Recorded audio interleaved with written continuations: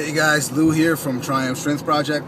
I just wanted to lay down some thoughts before I forget, because I've started to work with a lot of youth groups, and one of the common things, no matter what sport, and one of the common things you hear from parents is that he has to get faster. He has to get faster.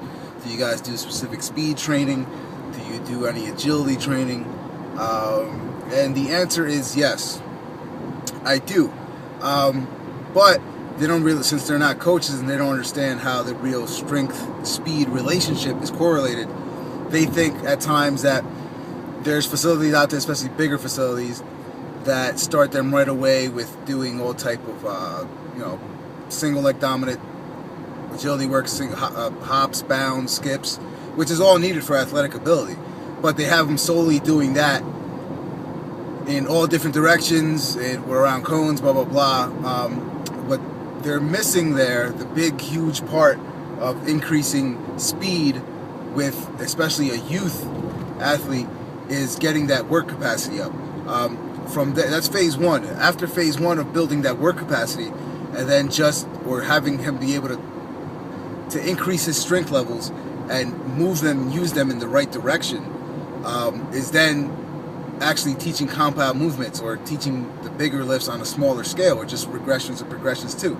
So at first, when our kids come in, they don't go anywhere near a barbell. It's tons of body weight, tons of band work, tons of sandbag work, and kettlebell work.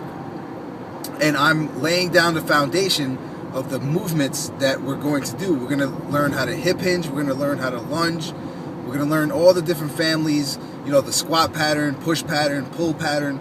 We're going to learn it all with these very easy movements to learn. It's not crazy detail in coaching with a sandbag or a kettlebell as opposed to a barbell, which is totally unknown to them and they don't know anything about it. So on that same tip, they want to increase their speed, but the easiest way to increase speed is to increase the amount of ground you cover, basically, from point A to point B. And not obviously, but the easiest way to do that is to produce more force. To produce more force, we need more strength. So for a long period of time, these youth athletes are going to go basically building, my focus is building their work capacity up and making sure all movements are prim and proper, cueing on all angles, getting rid of all different impairments like knee valgus, eversion, rounding of the back a little bit, slouching. Maybe there might be a twisting motion going on there for some people that have a huge imbalance in the core area.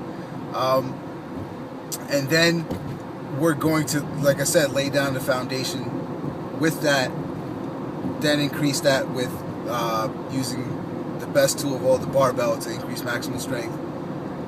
But then after that point, and this is, I'm progressing a year or two in advance here, there comes a point where increasing your maximal strength doesn't exactly get you faster. So then that's when you have to switch things up and think outside the box, and you start using other modalities or other methods to be able to become more explosive.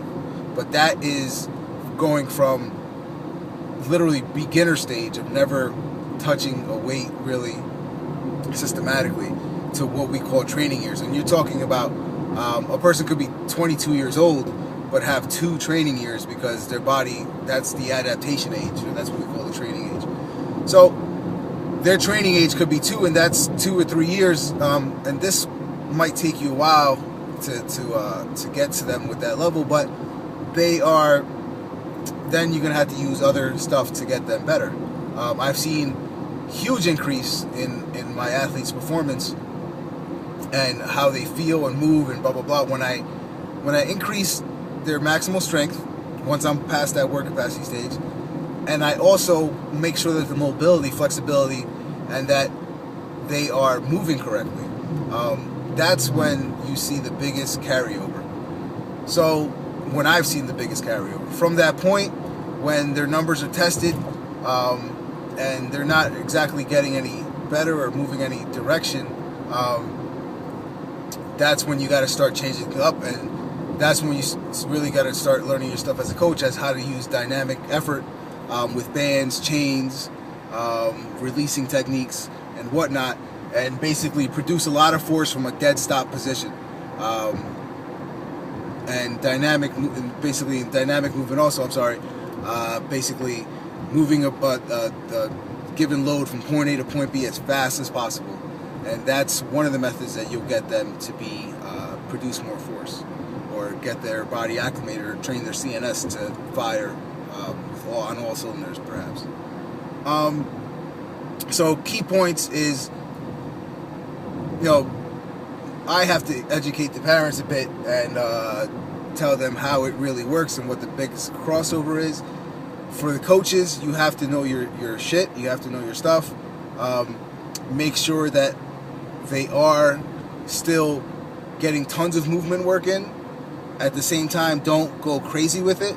Understand that the focus is, if you increase their maximal strength after you get their work capacity up, that they will become faster and they will become stronger. And psychology-wise, increasing maximal strength, you're going to not directly related, but with these kids, since the adaptation happens, muscular size tends to happen, and it is absolutely amazing sometimes of what happens when you put a little bit of size, 5-10 pounds, on a 13, 14-year-old teenage kid.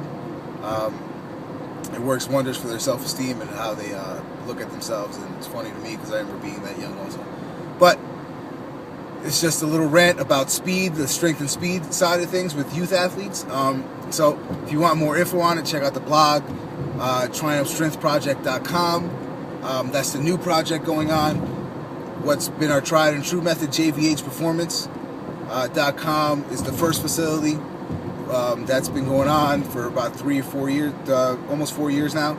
So check us out, JVHPerformance.com, or check out the new project, Triumph Strength Project, going on for all your tidbits of information if you're looking on all different factors of strength, mobility, flexibility, conditioning, and how to develop that superior athlete.